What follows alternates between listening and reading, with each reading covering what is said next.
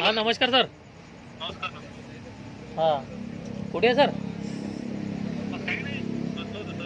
अच्छा अच्छा अच्छा हां हां काय नाही ते नाही का त्या दिवशी बोलून मी ते पैसे आपल्याला ते आपलं ते सप्लायसाठी काम घेतलं होतं ते पुरवठ्यासाठी नाही का?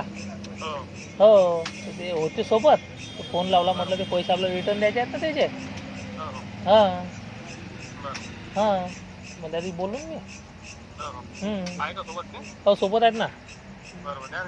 बोला ना तुम्ही बोला ना साहेब. हा बोला बोला. नाही आता काय पुष्कळ दिवस झाले पैसे घरचे वगैरे बनत आहेत.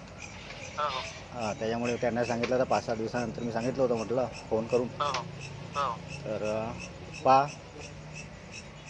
चालतं काही विषय नाही. पैसे घेऊन ते परत आपण हा. सरांना दुसरा विषय सांगितला होता त्याने सांगितलं होतं तुम्हाला. हो सांगितलं होतं पण आता तोही वेळ होत आहे ना त्यामध्ये.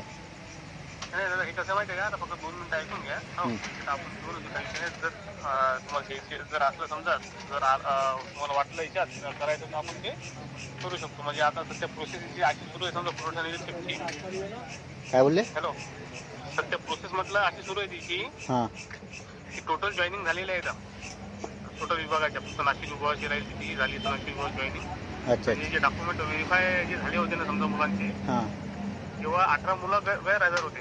अच्छा अच्छा पुरवठा निरीक्षकमध्ये 18 मुलांपैकी त्यानं वेटिंग लिस्ट फक्त 6 मुलांची लावली.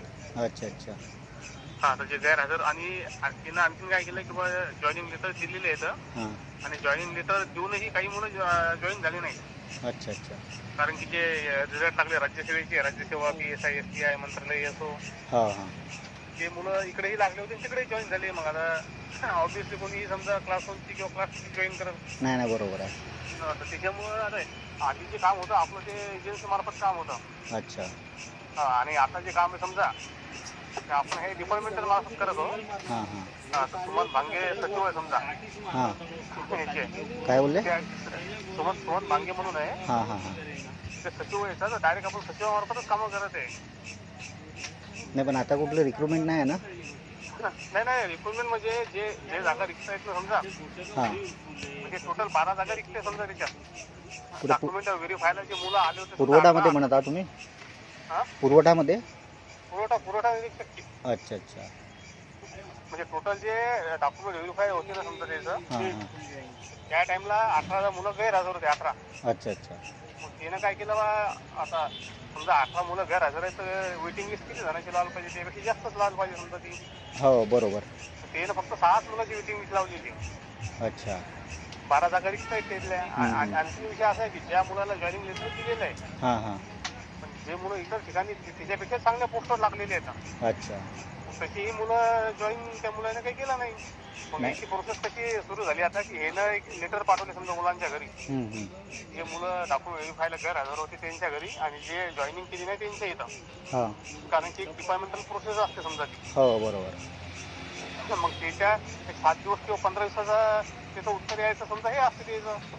मग तुम्ही 7 दिवसात किंवा 15 दिवसात समजा तुम्ही उत्तर द्या तुमच्या याच्यावर. जर नाही उत्तर दिलं तर त्याची जागा समजा रिक्त होऊन जाईल ती. हां हां एक ऑफिशियल समजा अशी पद्धत आहे समजा द्यायची. हो म्हणून त्याच्यानंतर मग ते काय करते समजा आता ती जवळपास ती संपत आलेली आहे. हां. 4-5-8 दिवसाची पूर्ण प्रोसेस संपून जाईल. हां हां त्याच्यानंतर आपण जे कामं दिलेले आहे म्हणजे मी आता 8 दिवस आधी द्यायला काम दिलेलं आहे. हां म्हणजे आमच्या इथला चांगला मोठा अधिकारी आहे माणूस आहे. हां हां तिथे आता तिथेही लक्षात आलं किंवा नाही अशा पद्धतीने समजा होऊ शकते डिपार्टमेंट मार्फत. एक 8 दिवसात समजा ती पूर्ण प्रोसेस त्याची कंप्लीट होईल आणि ज्याचं आपण काम दिलेलं आहे त्याला 8 दिवसांतर त्याला मेल येतील समजा मेल येतील मेसेज येतील आणि फोन येईल हां तुम्हाला तुम्ही डॉक्युमेंट व्हेरीफायसाठी संबंधित ठिकाणी येऊन जा म्हणून. हां म्हणजे आचारसंहितेच्या आधीच त्याला जॉईन करणार आहे ड्युटीवर हो ते तर आहेच. असा विषय त्याने केलेला आहे समजा. म्हणजे कसं आहे बा तुम्ही आता पैसे दिले एक व्याजानं काढून आणले असतील हो हो बरोबर.